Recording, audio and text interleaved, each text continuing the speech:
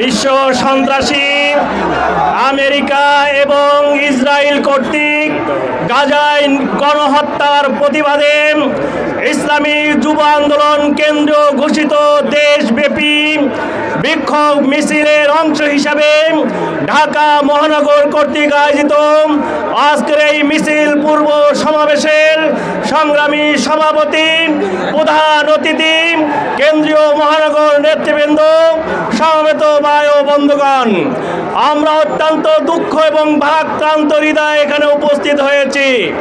আপনারা জানেন, বিশ্ব সন্ত্রাসী আমেরিকা এবং ইসরায়েল কর্তৃক আজকে গাজায় যে গণহত্যা চলছে, এই গণহত্যা আন্তর্জাতিক নিয়ম কানুন, যুদ্ধের যেই নীতি আছে, সব কিছুকে উপেক্ষা করে আজকে এই নির্মমভাবে গণহত্যা চালিয়ে যাচ্ছে।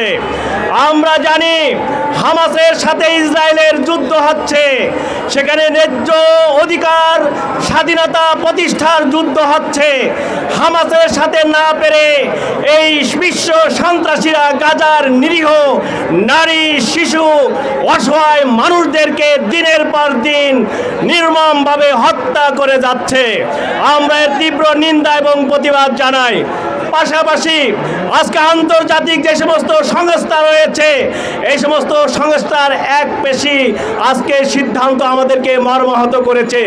আপনারা জানেন, রাশিয়া ইউক্রেনের যুদ্ধ চলছে, সেখানে সেই যুদ্ধ বন্ধ করার জন্য বিভিন্ন পরাশক্তিগুলো প্রতিনিয়ত বসছে এবং এটা বন্ধ করার জন্য উদ্যোগ গ্রহণ করছে। কিন্তু গাজায় নির্মমভাবে প্রায় 60,000 মানুষকে হত্যা করে ফেলেছে। এখনো এই যুদ্ধ বন্ধ করার জন্য কার্যকরী কোনো পদক্ষেপ গ্রহণ করা হয়নি।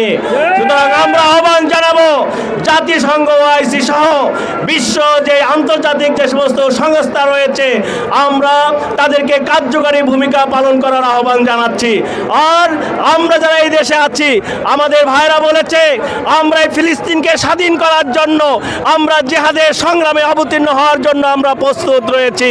কিন্তু আপাতত আমরা এই ইসরায়েলি স্বার্থ অর্থনৈতিকভাবে পঙ্গু করে দেওয়ার জন্য ইসরায়েল এবং মার্কিনের যে পণ্য আছে, আমরা এই পণ্য বয়কট করব। পীর সাহেব চরমনার নেতৃত্বে সারা বাংলাদেশে আজকে যে আন্দোলন চলছে, এই আন্দোলনকে আরো বেগবান করব, আরো শক্তিশালী করব। ইনশাআল্লাহ মুসলমানদের বিজয় হবে, ফিলিস্তিন স্বাধীন হবে।